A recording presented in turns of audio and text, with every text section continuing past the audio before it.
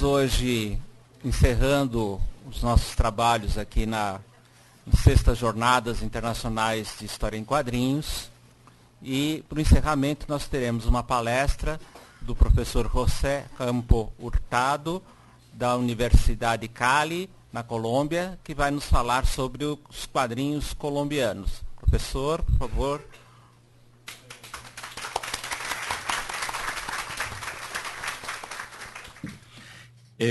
Últimamente he estado, pues, en mis conversaciones planteando los cómics que hemos venido realizando acerca de memoria e historia. Dado que su carácter político es tan insistente, por decirlo así, es que parece que en Colombia solamente hacen ese tipo de cómic. La verdad, durante mucho tiempo hemos estado copiando al cómic norteamericano, al cómic europeo, al cómic japonés, y pues parece que finalmente hemos encontrado un camino de contar nuestras historias, así sean muy políticas. ¿Cómo hago esto ahí? Bueno.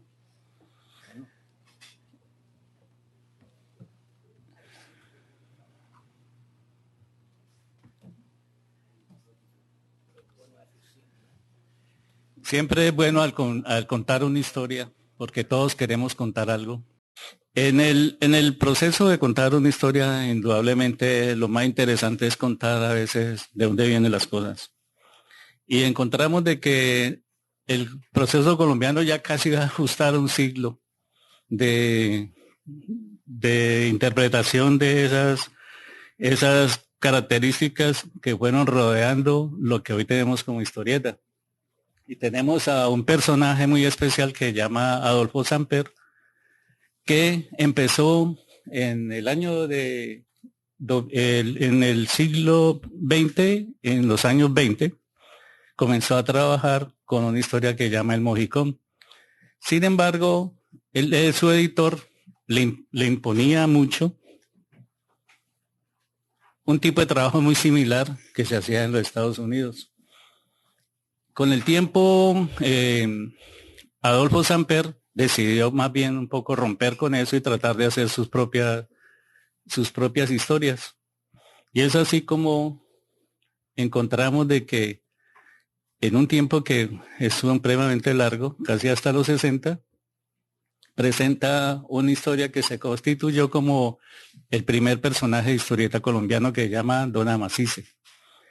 Este personaje, Daniel Samper, explora en otras, como Misia Escopeta, una señora no solamente encopetada, sino bastante, de alguna manera, neurótica. Y finalmente, como hace una historieta completamente silente que se llama Bambuco. Esto está asociado a los periódicos de la época.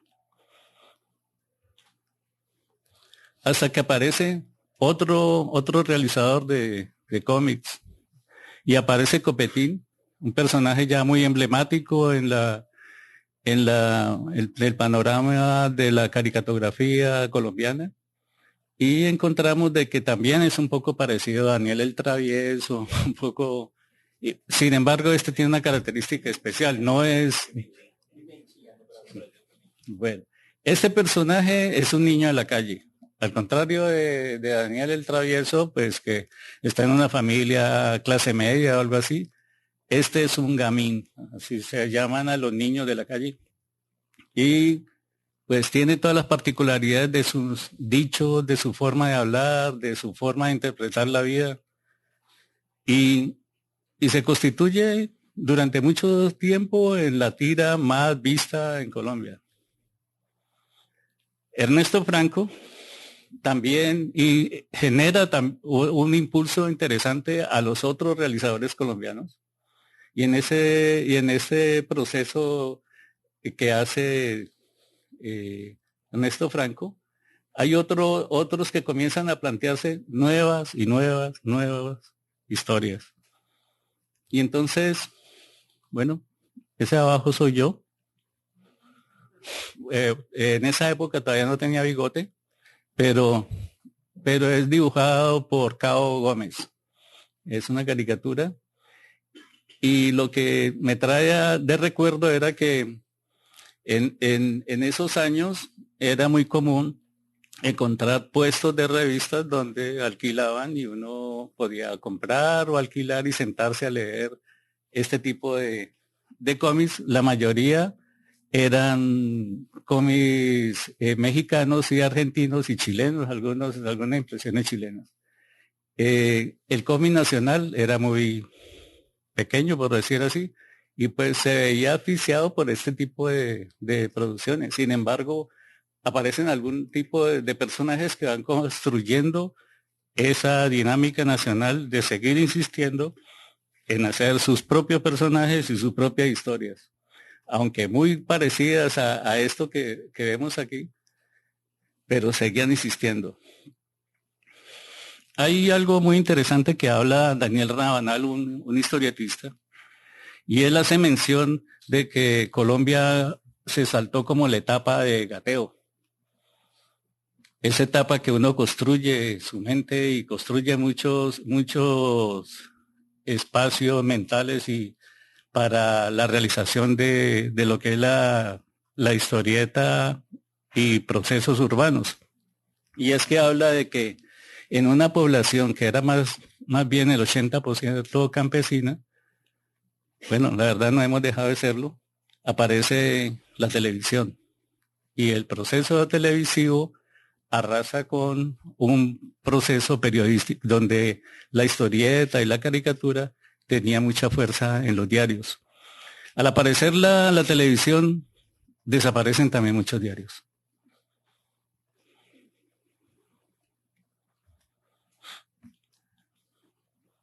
Pero se sigue insistiendo.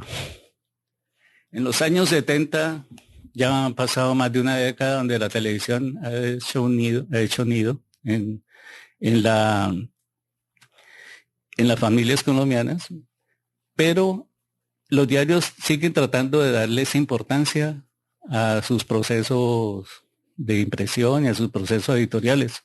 Y es así como le apuestan a contar historias nacionales como el de La Gaitana.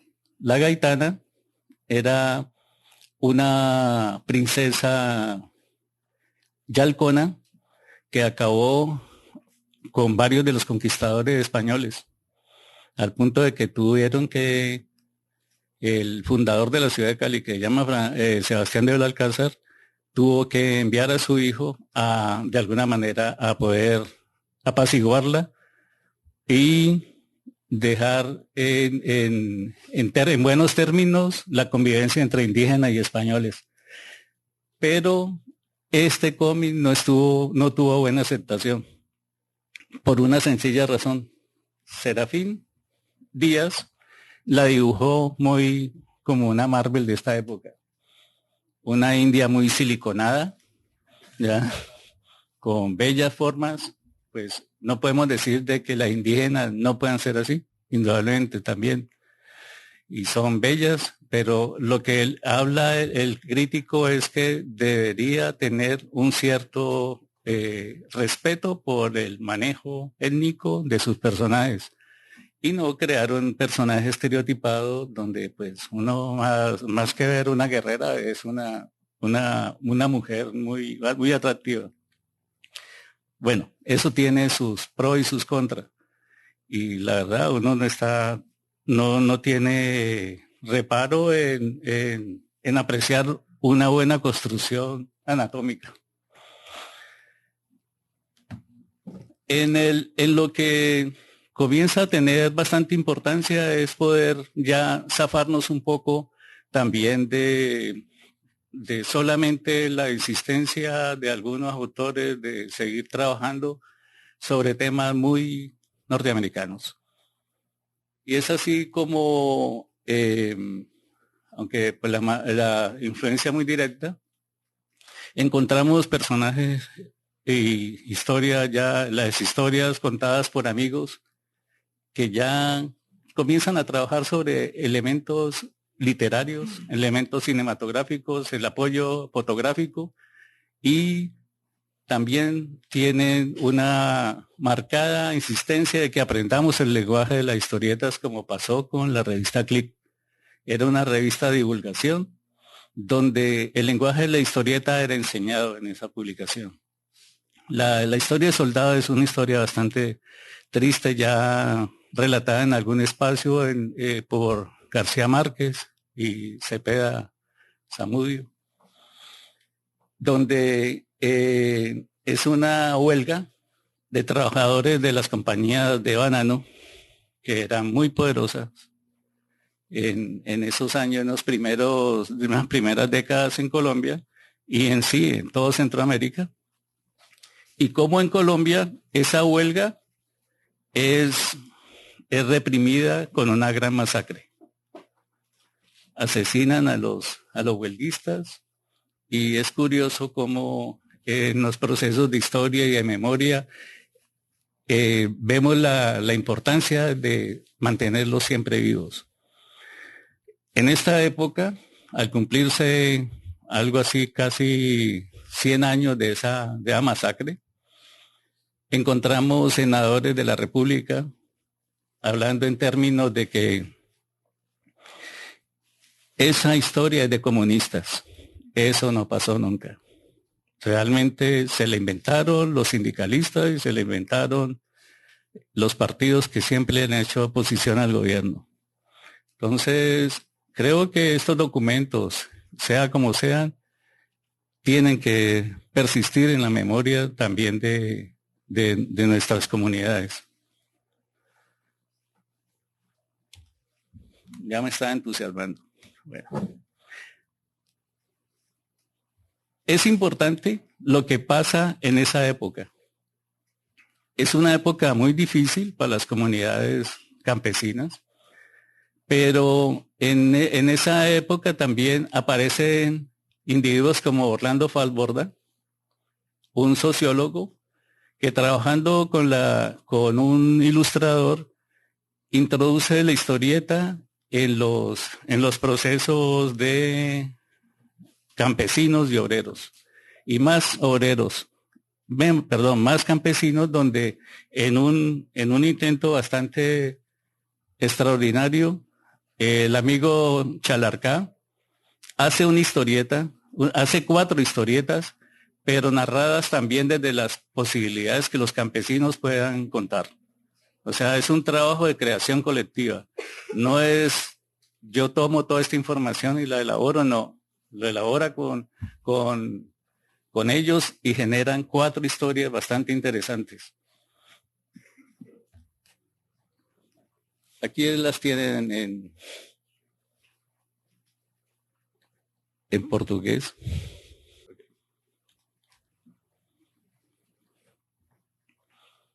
Porque parte de estas investigaciones se pueden obtener también en PDF a través de Internet. Y la gran mayoría de estas investigaciones se han ido transformando en algo como un bien público, una fuente de memoria que realmente es de todos, ¿no?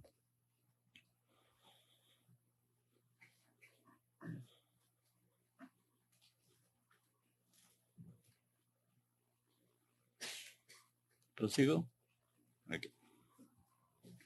Bueno. Mi proceso es siempre dibujar, ¿no? Y la verdad,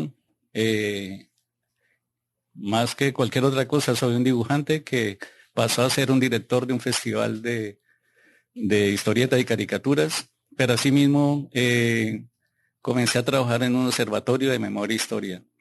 Eso pues tiene unas características y una responsabilidad interesante frente a lo que podamos, como estábamos hablando con los amigos chilenos, de crear una red latinoamericana por toda la cantidad de elementos que son comunes para nosotros y definitivamente no sabemos nada de nadie, ¿no?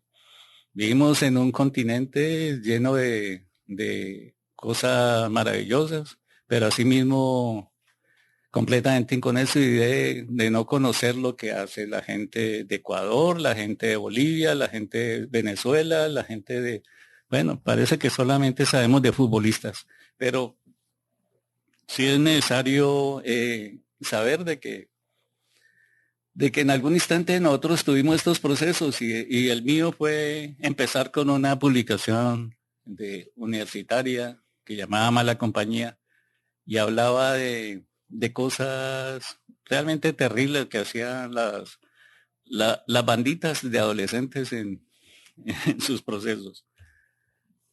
Sin embargo, a medida que va uno adentrándose, se va entrando en este proceso de conocer la historieta, de conocer el cómic, de conocer lo que es toda la narrativa gráfica, comienza a interesarse por temas que son realmente importantes de contar. Ustedes saben que la ciudad de Cali fue una de las tantas que en Colombia fue un cartel y que tenía unas desavenencias bastante notorias, creadas o no por DEA o no, pero estaba en lucha con el cartel de Medellín. ¿Ya? Pues si han visto Netflix, pues algo le ha rozado esto. Pero dentro de esas particularidades, la Universidad del Valle nos abre un espacio para hacer páginas de cómic en el periódico La Palabra y comenzamos a trabajar con viñetas negras. Esas viñetas todas tienen que ver con esos elementos que tienen mucha importancia en la ciudad y todas son realmente muy sangrientas. Sin embargo, no solamente como generaciones espontáneas, en esa época aparecen otras revistas en el país, otras publicaciones. En Medellín aparece Agente Naranja, en Bogotá aparece ADME y TNT, y comienza a tener un significado bastante importante estas publicaciones y los autores de historietas. Y es así como encontramos a excelentes grafistas con unas historias verdaderamente sorprendentes. Hay un proceso especial que ya hablaré un poquito más adelante, y es cómo los salones de historietas, los festivales de historieta comienzan a involucrar a todos estos personajes del panorama nacional de la historieta y agrupándolos y de alguna manera también poniendo en evidencia todo su trabajo. Este es uno de los afiches de uno de los del Festival Cali Comics. Y Cali Comics en sí, lo que plantea siempre son exhibiciones donde le damos un estatus al historietista, le damos un estatus también al caricaturista, donde las salas de arte que se habían deprimido porque los carteles habían sido intervenidos, entonces se fuman en esa gran cantidad de galerías los procesos que la sostenían. Entramos en un espacio que era solamente reservado para grandes exposiciones de pintura, de fotografía, de escultura, y vemos cómo la caricatura y la historieta se vuelven unos protagonistas bastante importantes, con salas llenas, no solamente de lo que es la inauguración, sino siempre, durante lo que dura las exposiciones. Muchas de esas expectativas que teníamos con el festival se fueron facilitando por el ahínco que tenían todos los grupos. Y aunque algunos críticos hablan de que el cómic era, como hablan allí, una serie de tentativas de consolidación del género por grupos reducidos de creadores para grupos reducidos de lectores. Sin embargo, esas cofradías, esas élites de lectores de cómics, pues, comenzaron a transformarse en algo que tuvieron muy en cuenta las universidades cuando comienzan a observar estos procesos de festivales. Muchos de los trabajos comienzan a tener importancia porque son espacios de creación y de mantener el nivel de lo que se ha logrado. Y entonces aparecen también historietas underground colombiana que nunca se había tenido como tal, pero ligadas a una convención y a festivales. Y aparecen también los manga, que pues era también una realidad que comenzaba a barrer toda una forma estética, donde hasta los mismos cómics norteamericanos tuvieron variaciones. Muchos elementos positivos en el desarrollo de las historietas, como algo que me pareció más importante que llevar artistas Marvel, fue el acercarnos a una comunidad indígena, a los NASA, y cómo cuentan una historia de ellos que se llama La Correría de los Negritos. En esa correría de negritos, ellos hacen un excelente trabajo de contarle al ilustrador y al guionista cómo son sus ritos y cómo es su proceso de festivo. Y tienen la buena fortuna de contar de que la historia esté en español, y esté en NASA Kiwi, y esté con los globitos en blanco para que cualquier comunidad pueda traducirla. Creo que es un aporte que se hace y de mucho interés para nosotros. Son procesos que ya comienzan a construirse como procesos de memoria y de historia.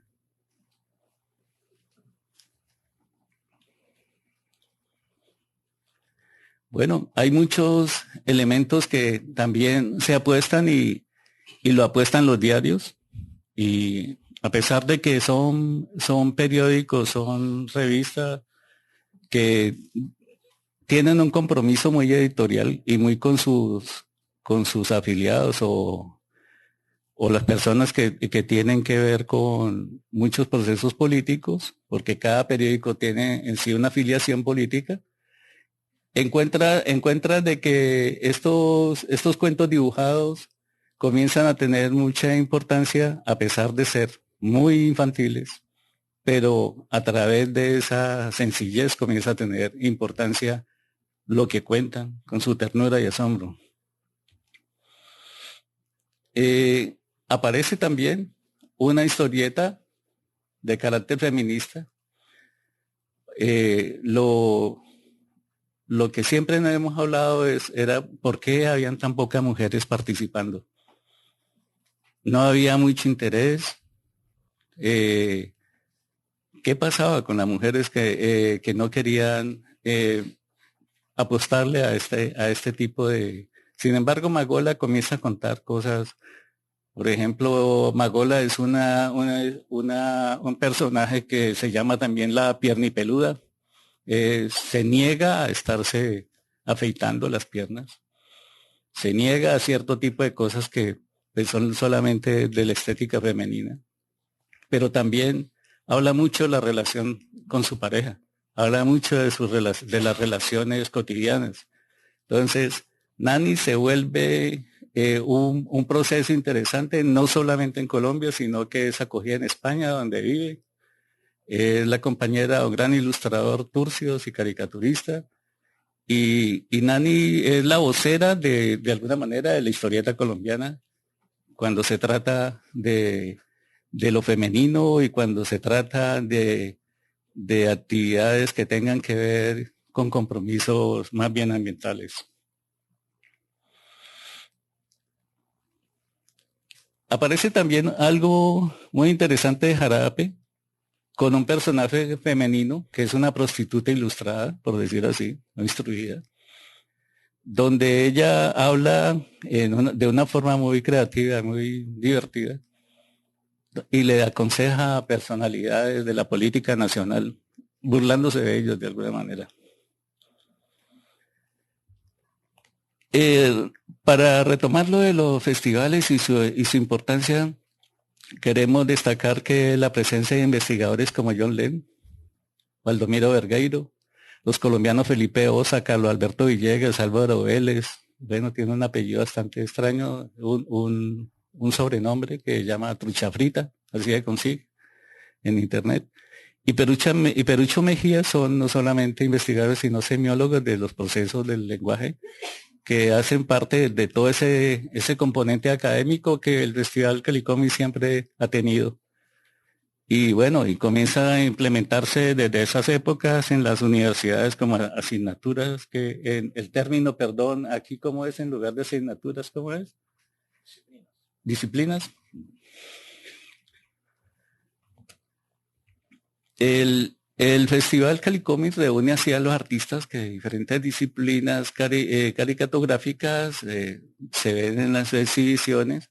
Y ha llegado al evento guionistas como Carlos Trillo, Ciraldo estuvo en el segundo festival que tuvimos, Juan Padrón, el de Vampiro de La Habana, Pablo Marcos, que tiene muchas historias como dibujadas como en la Marvel, como Conan, Zombies, Tom Ridmond, Raúl de la Nueve, David Lloyd, Ángel de la Calle, bueno, en sí, muchos artistas, mucha gente comprometida con los procesos narrativos y que, bueno, han nutrido en gran parte lo que nosotros tenemos ya como desarrollo del cómic. En estos nuevos rumbos tenemos comienzan a destacarse algo que casi siempre tenía el proceso narrativo y era lo gráfico. Aquí comienza a destacar algo y que tiene mucha fuerza y mucha importancia y es el trabajo de guión. Los buenos guiones que nos estamos imponiendo a hacer son los que van a hacer la calidad de que puedan tener nuestros cómics. Sin buenos guiones podemos tener los mejores ilustradores, que nunca va a ser una buena obra. Lo ideal es que sea tan bien escrito como también dibujado, pero si está mal escrito realmente no tenemos nada.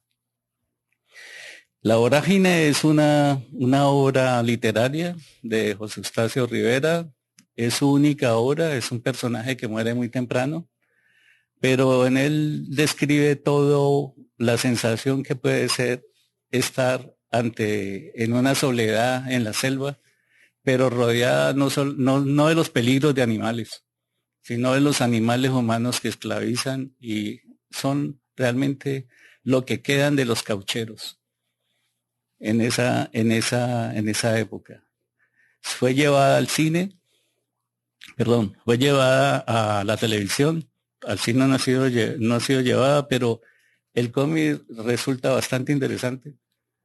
Y no solamente interesante, sino que abre unas grandes posibilidades a la narrativa colombiana a través de obras de autores colombianos.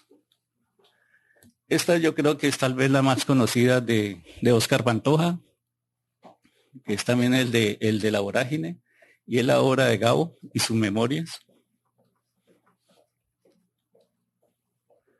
Y esta salió este mes. Es la obra de un político llamado Galán, que fue asesinado en el ejercicio de estar postulado para la presidencia y que venía con reformas sociales interesantes. La verdad fue asesinado por el narcotráfico, dado de que él estaba planteando los procesos de extradición y muchos otros componentes que en sí, pues sus seguidores terminan planteándose de que tenía formas de estructurar un gobierno completamente diferente que no le convenía a muchos. Estos procesos vienen de periodistas.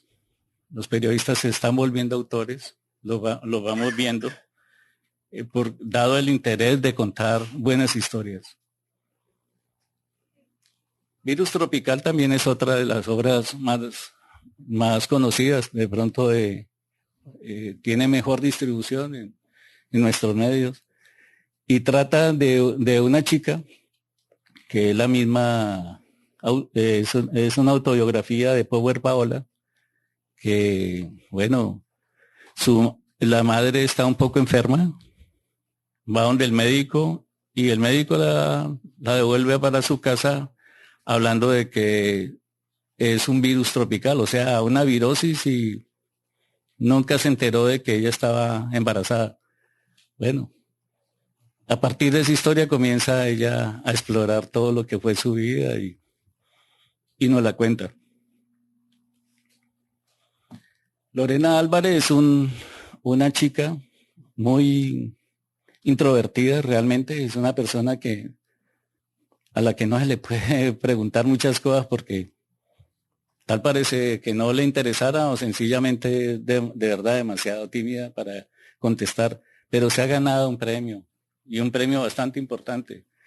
Es una revelación mundial al ganarse un premio como el de Eisner en San Diego. Y son historias, es interesante porque ella trabaja un poco el anime, un poco tiene cierta estética japonesa, cierta influencia. En un evento de cómic lo gana en este año. Y esta otra obra, Dos Saldos, que es una novela gráfica hecha por Pablo Marco y Henry Díaz, se gana en un festival de manga la medalla de oro.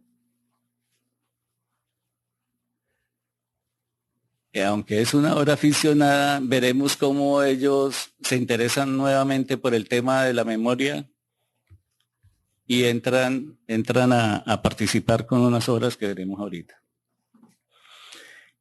El éxito de esta historia radica en que, sin apartarse de los temas sociales, introduce elemento fantástico, introduce una narrativa que tiene que ver con toda esa fantasía que generan las comunidades en torno a sí mismas y que son su patrimonio.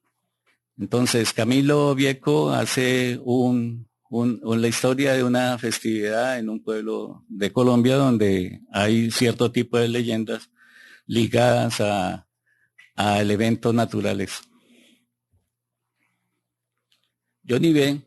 es un caricaturista de Medellín y es una nueva generación que más bien prefiere contar cosas un poquito salidas de tono. Lo que él cuenta ahí es una juerga de amigos, una noche de rumba y todo lo que puede pasar en una ciudad como Medellín, donde, bueno, está expuesto a todo tipo de cosas.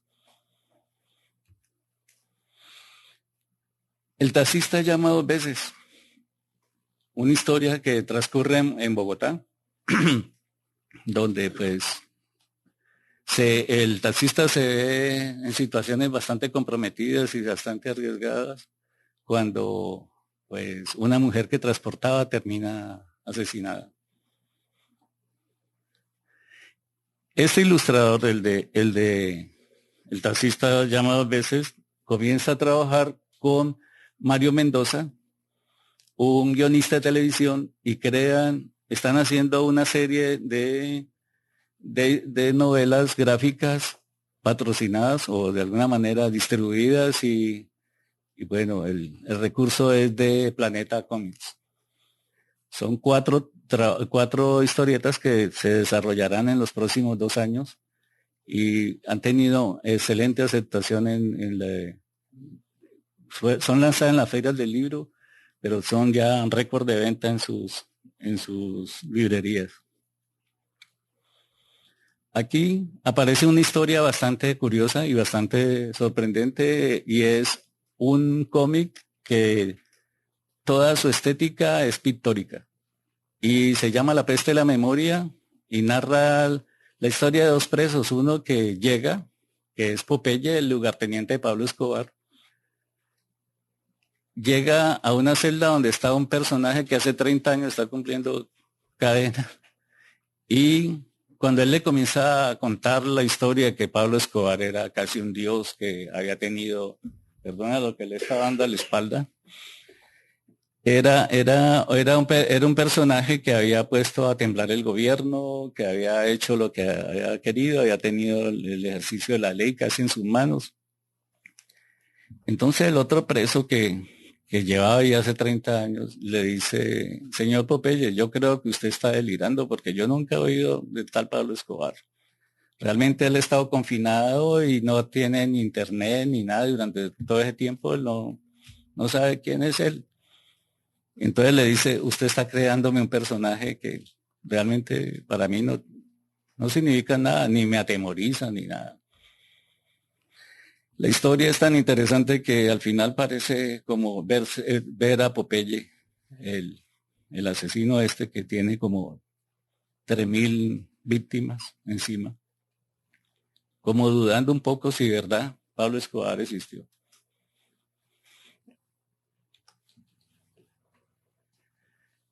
Desde hace unos años hemos venido con la propuesta de venir incentivando todo lo que es memoria e historia. Hemos creado ese observatorio de memoria e historia como parte de Cali Comics para darle un espacio a los creadores que no se van, no van a un evento de cómics a vender sus libros. No se sientan en un stand a estar vendiendo sus obras, sino a que su proceso sea oído, sea escuchado y sea el intercambio de conocimientos. El observatorio ha generado esa posibilidad y desde el año pasado pudimos contar con la presencia de un arqueólogo contando algo que llama arqueología del relato, donde él trabaja sobre la memoria y muchos de su logro han sido a través de lo que novelas históricas han contado. Ha hecho descubrimientos interesantes de arqueología y sumado a eso arqueólogos y algo que nos pareció supremamente importante fue contar con la presencia de realizadores de cómics desde la parte del guión y desde la parte dibujada, pero también en algún caso pudimos tener a pobladores de eso, que fueron víctimas de esa violencia en su sitio. Esto tiene que ver con una marcha campesina, dado que los gobiernos colombianos han sido completamente desentendidos de reformas agrarias y de generar propuestas y soluciones al campo. Los campesinos se dedican al cultivo de la coca y en ese cultivo comienzan a tener importancia el hecho de poder solucionar sus necesidades básicas y que les quede algún dinero para algo más. Pues resulta que el gobierno comienza a bombardearlos, a tirarle glifosato, a erradicar y a encarcelarlos y a veces hasta justiciarlos. Entonces hacen una marcha cocalera porque ellos dicen que tienen también una presencia en el país y que ese tipo de presencia es porque no hay garantías para ellos de ninguna clase.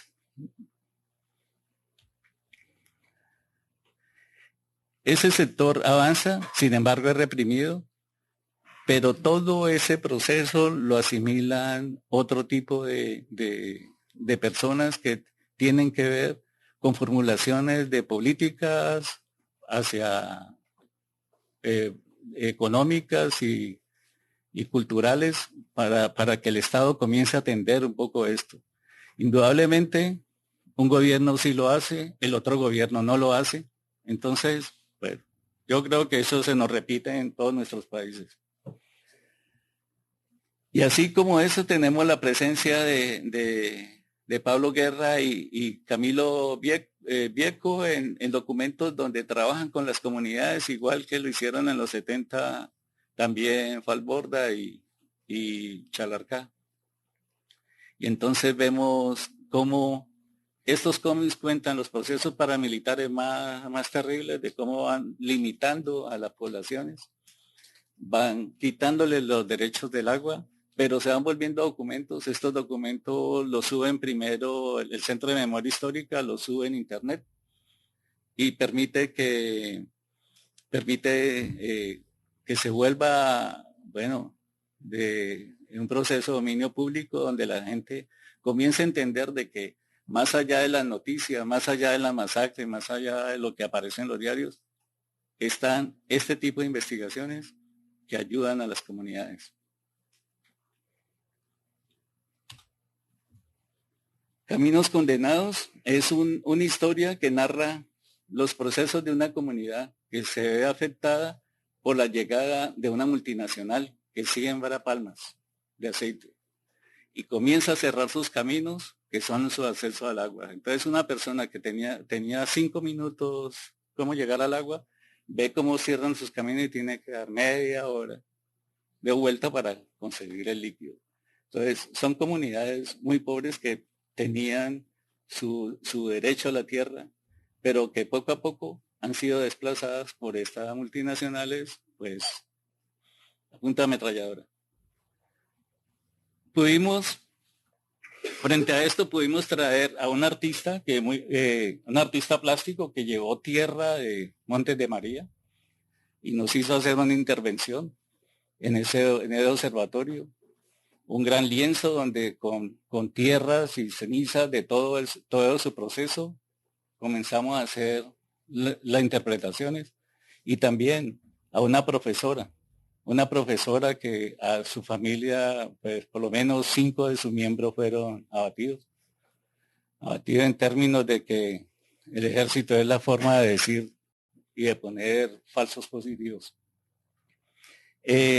Ella nos saluda cantando y nos saluda también desde toda su actividad con los estudiantes y nos comienza a contar lo que es y significa para ella poner en evidencia lo que ha pasado en esa comunidad. Contrasta también con la versión del dibujante que estuvo allá, y también cuenta una versión, dado de que son 18 poblaciones, es imposible contar pues lo todo en un cómic, pero sí nos da una pizca de interés sobre una parte de Colombia que la mayoría no conocemos.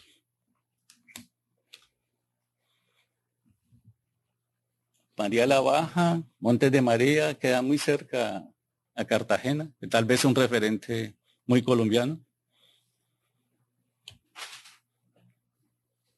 Y bueno, y surgen apreciaciones interesantes como la de estos 2 franceses que fueron invitados por un par de estudiantes a Colombia y encuentran y hasta desarrollan un mapa donde pueden haber paramilitares, donde pueden haber guerrillas, estaban un poco locos realmente, ¿ya?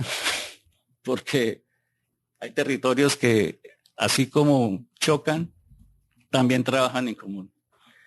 Dentro de esas posibilidades ellos hacen como un recorrido buscando historias, y en ese trabajo de las historias se acercaban a un individuo y le decían: queremos dibujarte, queremos hacerte un retrato y regalártelo, pero a cambio nos das una historia. Realmente le funcionó muy poquito, la gente no quería contarles nada, pero hicieron el trabajo.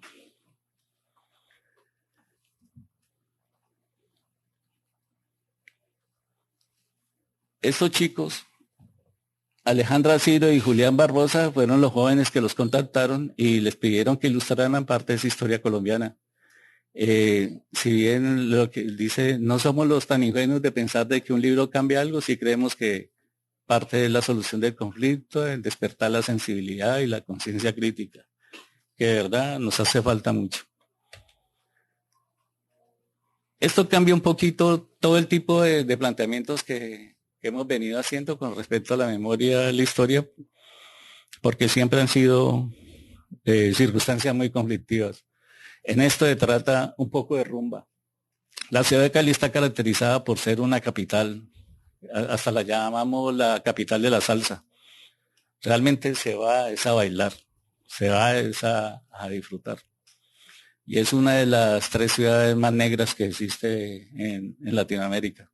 Creo que está Salvador de Bahía, La Habana y Cali. Cali tiene más o menos el 60% de población negra. Y bueno, tiene unas características especiales de musicalidad.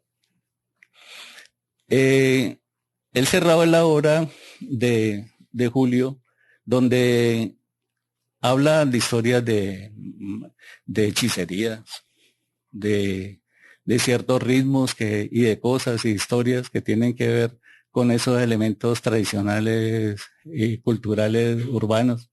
Muchos son mitos, pero excelentemente plasmados y contados. A Jairo Álvarez lo invitamos a que nos contara todo lo que él viene haciendo en un proceso en una región cafetera, donde se produce el mejor café del mundo. Creo que estoy haciendo algo, estoy tocando algún sentimiento patrio. Mentira, es el café más suave. Y en ese café suave, pues existen historias de indígenas que poblaron ese territorio, pero asimismo también de procesos de mestizaje y de arrieros, de gente muy tenaz en su proceso de crear una ciudad y de crear y establecerse como comunidad. Bueno, y aquí aparece un poco parte de mi obra, que tiene que ver con la historia heredada de un colono, que me habla de una guerra bipartidista de principios del siglo XX que llamó la Guerra de los 1000 días, donde liberales y conservadores entraron en una disputa en todo el territorio nacional, generando algo así como 300.000 muertos.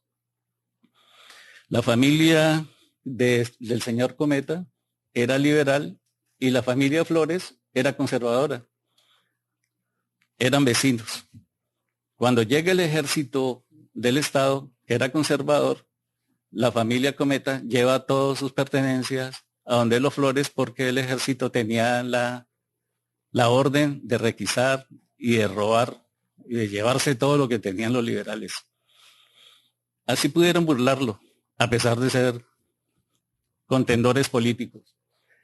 Pero cuando llega la milicia liberal, sucede lo mismo.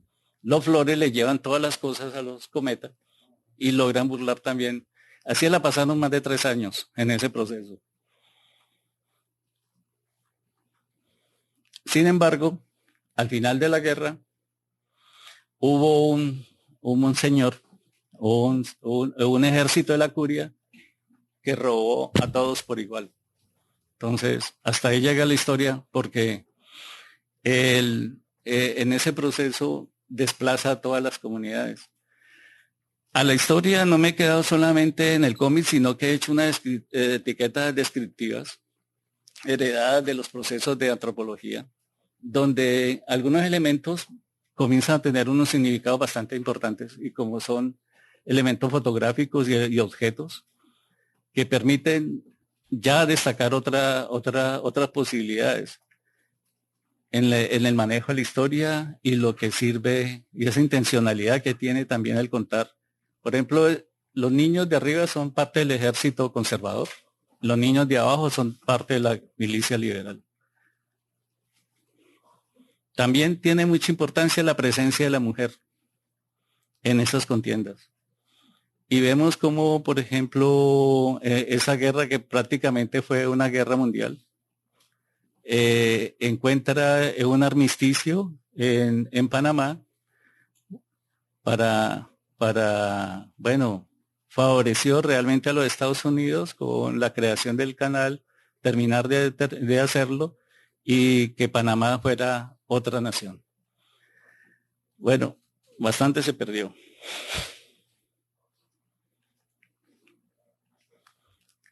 Siguiendo en el proceso narrativo y en el proceso del tiempo, encontramos un filón interesante, y es contar que en esa guerra bipartidista que siempre nos ha hablado las élites de nuestro país, encontramos que siempre han sido las mismas familias y siempre han sido los mismos grupos económicos que han estado manejando la nación a su antojo.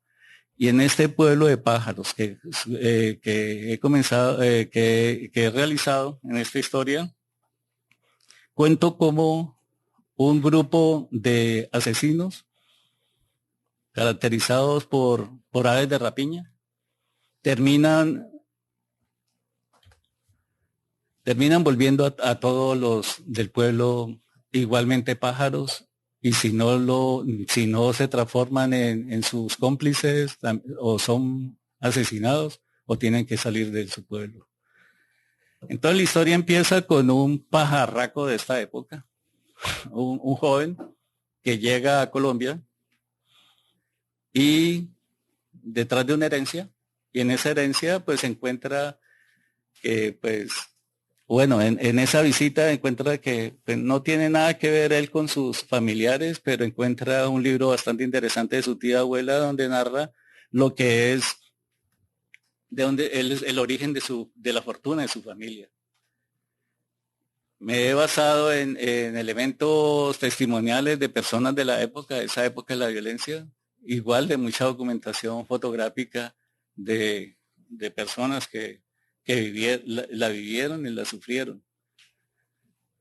Y es así como describo un pueblo, que puede ser cualquier pueblo de Colombia, con las distorsiones del tiempo y las distorsiones políticas que siempre han tenido.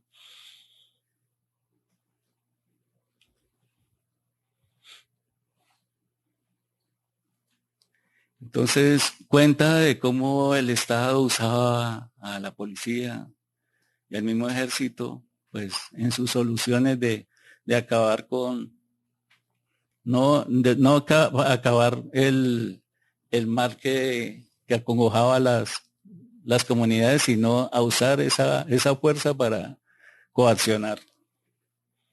Es una historia terrible también, que genera demasiadas muertes. Ahora, con los procesos que tienen que ver con los líderes sociales que a diario mueren, hemos creado con el PNUD, que es el de las Naciones Unidas, un programa de las Naciones Unidas para contar historias de líderes vivos. Esta es una princesa aruaca de una comunidad indígena de la Sierra Nevada de Santa Marta en Colombia, que tiene un programa por el agua. Y esta chica, Francia Márquez, que también gana un premio importante, tiene un trabajo sobre el agua y le estamos siguiendo todo su proceso, al punto de hacer un cómic donde ella, a través de una carta a la comunidad, establece realmente su angustia de cómo las comunidades de Suárez, Cauca y de otras partes del país se ven amenazadas constantemente, y todo por la supervivencia y el tener los recursos hídricos. En este trabajo de Mar Caña y Montaña, que es un cómic documental, estamos trabajando con 3 comunidades y todas 3 tienen elementos significativos en sus festividades. Esta comunidad el 28 de diciembre tiene una fiesta de darse látigo. Son comunidades negras que tratan de alguna manera, así sea absurdo, de recordar que fueron comunidades muy azotadas por la violencia de los esclavistas, pero se vuelve una festividad donde se vuelve también un desafío. Personajes disfrazados, y el establecer en su pueblo, que se llama Villa Paz, elementos de fiesta propios de elementos de reciclaje, pero individuos que increíblemente, como este personaje que está saltando, cada latigazo le produce risa. Entonces, son gestos transformadores de una comunidad a la que pudimos llegar con un equipo de trabajo, a hablar con un albañil que es cineasta y que hace películas con su comunidad, donde participan todos los miembros de las familias. Y en ese mismo trabajo estamos haciendo algo con el padre John, un sacerdote que es un líder social en una comunidad bastante deprimida, que es Buenaventura, a pesar de un puerto que genera billones de pesos, encuentra las necesidades básicas completamente deterioradas.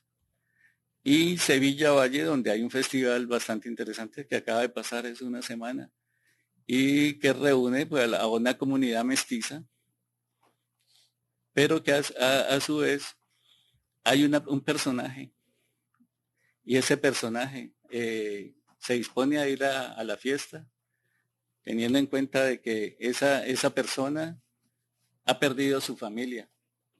Nosotros en este trabajo no estamos revictimizando, realmente de alguna manera estamos mostrando las capacidades que tenemos como humanos de poder, a pesar de todo el desatino de algunos individuos, seguir viviendo y seguir generando una vida que favorezca a las comunidades y cómo se puede salir adelante a nivel personal.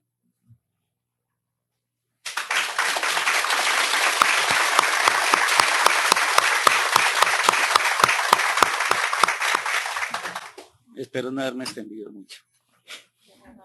Agradecemos ao professor José e agora vamos abrir para perguntas. Quem ajuda aqui com o microfone? André.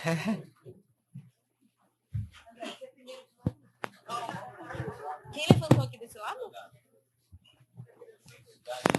Ou censura.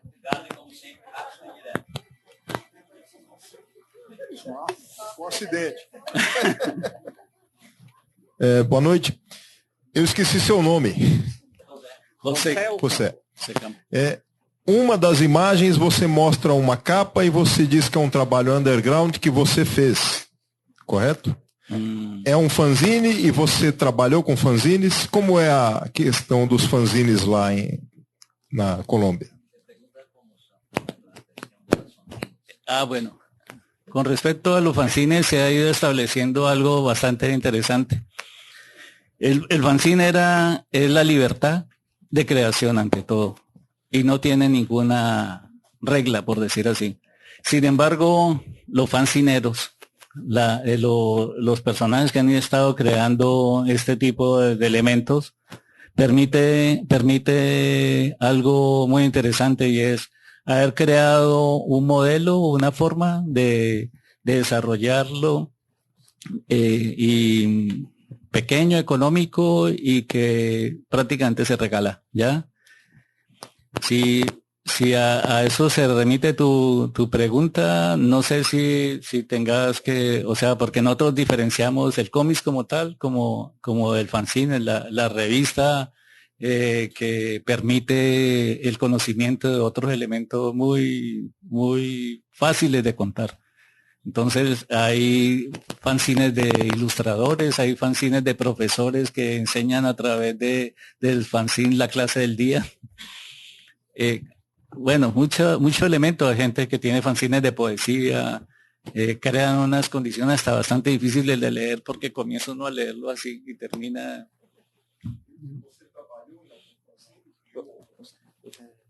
Trabajé en algún instante, sí, creé algo que llamaba Undergraves.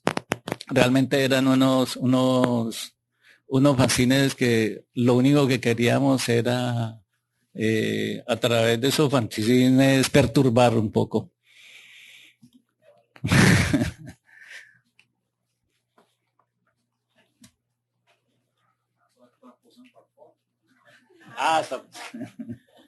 Boa noite.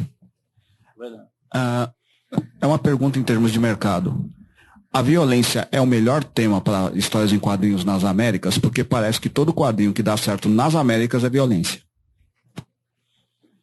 A violência é o melhor tema temática para os cómics na América, porque na América Latina pensa que os cómics que dão certo são os violentos.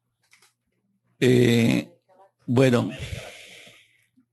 Pues si uno ve, por ejemplo, en los procesos que tiene la gente para elegir algunas películas para desaburrirse, lo primero que piensa también es en películas de acción, ¿ya? El cómic es acción, indudablemente también, ¿ya? Y es no es un subproducto, eso es un producto mismo que pues ha dado orígenes también al mismo cine. Pero yo encuentro una particularidad y es cuando la violencia es sistemática de un Estado, ¿ya? Cuando es una violencia que, o sea, ya nos han vendido un término que comienza a ser muy manejado en nuestra Latinoamérica y es la guerra de baja intensidad. ¿Ya? Entonces nosotros nos hemos ido acostumbrando y el discurso desde el Estado también comienza a ser un proceso donde comienza a asimilarse esos términos de violencia contra comunidades y contra líderes y contra todo tipo de cosas. ¿Ya? Creo que esa violencia del Estado no la tenemos en cuenta. Y cuando se tiene en cuenta, sos un individuo que atenta contra la sociedad. Lo más curioso, ese individuo sí es terrorista, pero cuando la violencia que ejerce el Estado para supuestamente controlar no es tenida en cuenta, ¿ya? Creo que es revertir un poco los términos como uno entiende la violencia, ¿ya? Y la violencia realmente la está generando no solamente el Estado, la guerrilla, los paras, sino que tenemos una gran cantidad de violencia a nivel de individuos, a nivel de creer cosas, ¿ya? Y de creerlas y darlas por sentado. Ahora, el manejo que hacen los medios frente a las comunidades es perverso también. Te ponen unas prácticas manejadas a través de YouTube, a través de infinidad de cosas, donde terminan siendo las verdades de algún tipo de individuo. Y terminan siendo también elementos de agresión entre nosotros, ¿ya? Ahora, el cómic es un medio y ha favorecido a diferentes cosas. La revolución de Mao lo usó, los cómics de Mao, ¿ya? La revolución cubana lo usó, pero también lo que entró y penetró en América Latina fue mucho de una forma norteamericana de vida también, ¿ya? Pero asimismo, si no es por el cómic, nosotros no entenderíamos cómo son procesos que las comunidades están viviendo y que han logrado sobrevivir a tanto vasallaje, ¿no? Indudablemente. No sé si contesta un poco, y que si es vendible todo prácticamente. Tenemos un sistema que nos vende hasta lo que lo destruye.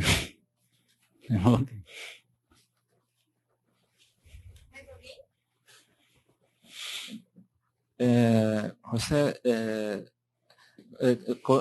¿usted conoce los cómics brasileños? He tenido de la mano del profesor bastante información. Bueno, no bastante. Alguna información porque sé que es bastante extenso lo que se ha trabajado en cuadriños. Conocí un trabajo que me sorprendió por haber caracterizado una forma especial de dibujar. Se llama Flavio Colín, algo así. Colín. Y que tenía unas sierritas como en... Era muy curioso porque uno siempre lo identificaba inmediatamente sus historias. Sí. Y me parecía... Un estilo gráfico único. ¿Ah? Tenía un estilo gráfico único. Exacto.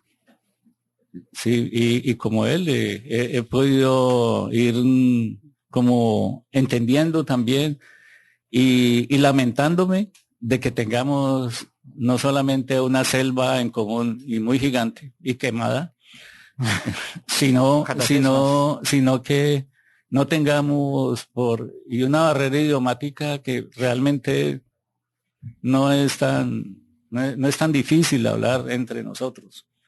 Y sin embargo, no conocemos ni, hablo ya en términos de que en Colombia no tenemos distribución de publicaciones de Brasil, como tampoco tenemos publicaciones de Chile, no tenemos publicaciones de Venezuela, no tenemos publicaciones de Ecuador, que queda allí nomás también. Y es cierto, completamente desconectados. Y creo que somos pasto de Comic Con en toda parte. Eso sí nos une.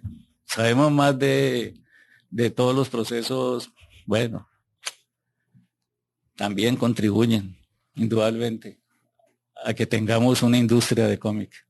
Sí.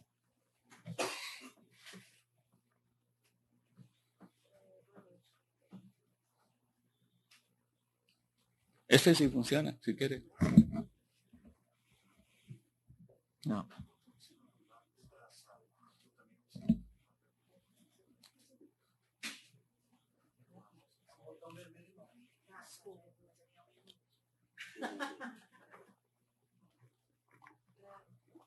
Eu vou fazer minha pergunta assim, tá todo mundo ouvindo?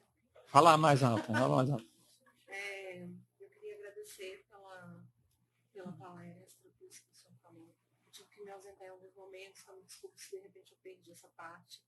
Mas eu queria saber como que são os estudos dos quadrinhos na Colômbia, se tem muitos estudos, ou se o estudo do senhor é um estudo que está, vamos assim, que é original, né, que está começando, se esses estudos ajudam nessa propagação dos quadrinhos na Colômbia, né? Sí, realmente sí hay un estudio, ¿ya? Y los hubo. Solo que parece que son generaciones que saben de la importancia de esto, ¿ya? Nosotros estamos reiniciando ese proceso, ¿ya? Y es a través de un observatorio. Porque lo que estamos haciendo o lo que hemos venido haciendo ahora son obras, ¿ya? Hemos estado haciendo cómics. Y esos cómics son los que es el sustento de todo el proceso teórico y el proceso crítico. Y ese proceso es muy necesario porque si no tenemos ese proceso vamos a seguir haciendo cómics de pronto de muy mala calidad o contando lo que realmente de pronto no enriquece lo que queremos hacer. Entonces, hicimos un observatorio el año pasado, ¿ya? Pero como les comentaba a alguien, ha sido muy interesante porque dos universidades han estado como analizando el proceso de este observatorio, ¿ya? Y ese proceso es necesario, ¿ya? Como no es la mirada del entusiasmo que uno tiene como dibujante, ¿ya? La distancia que también tiene el guionista, pero sí esa observación crítica innecesaria que tiene el investigador. Ese proceso de alguna manera generar confianza también en un público que comience a interesarse por un medio que va más allá del lenguaje audiovisual, ¿ya? Hay una gran parte del cómic que uno tiene que imaginárselo. Por ejemplo, los sonidos, ¿no? Hicimos un experimento interesante con una universidad de las que están en ese proceso y hicimos unas postales sonoras. Era llegar a un parque de la ciudad, nos colocamos, nos distribuíamos para dibujarlo, pero habían otros que estaban haciendo derivas sonoras, estaban haciendo un proceso de paisaje sonoro. ¿Qué hicimos? Hicimos los dibujos, le colocamos un QR, o sea, un elemento, ¿ah? Un QR es como un código de barras, como el código de barras, no sé cómo llama acá, ¿ya? ¿Ya? Entonces veíamos la imagen y se escanea y bueno, oíamos, por ejemplo, la reja, oíamos las botellas, oíamos ese tipo de cosas de lo que habíamos dibujado allí. Eso se nos vuelve un proceso que tiene que ver con la memoria, una memoria contemporánea. De pronto en este instante no lo vemos lo vemos como un jueguito que hemos hecho realmente, pero que es en el transcurso de los años. En 10, 15, 20 años, de pronto hasta esa escena de ciudad ha desaparecido. Ya no se tenga eso, pero ya está allí registrado. Hemos congelado esa memoria en el tiempo. No sé si me alargué un poquito. José, para terminar, yo me gustaría hacerte una pregunta. Si tuvieras que indicar un cómic de Colombia para los brasileños conocermos la Colombia actual, ¿qué cómic tú indicarías? Bueno, es difícil porque realmente ahora estamos en otro proceso. Pero yo plantearía algo que podría ser bastante interesante, es que una persona del Brasil haga un mapeo, por decir así, que vaya a Colombia, se interese por saber un poco de ello y se lo cuente a la gente de Brasil, así como yo pueda venir acá y nutrirme de infinidad de cosas que pueda tener Brasil y contarlo en Colombia. Creo que ese intercambio yo creo que favorecería mucho. ¿Ya? Eso que acabo de decir no es nuevo. Ni me lo acabo de inventar. Es una cosa muy unilateral. Lo hicieron los franceses en un proyecto que se llama Japón. Cogieron a 6 dibujantes y historietistas franceses y lo llevaron y lo distribuyeron en 6 ciudades japonesas. Y contaron lo que es esa vivencia. ¿Ya? Entonces, indudablemente, uno le dio por meterse a un bar y pensar de que iba a encontrar las geishas y todo ese tipo de cosas y iba a armar. Nada de eso pasó. Otro estuvo hablando de las particularidades de poder establecer con artistas japoneses cosas. ¿Ya? Otro le maravilló de que se le quedó la cámara en una bicicleta y se fue en el metro y volvió por la noche y ahí estaba la cámara.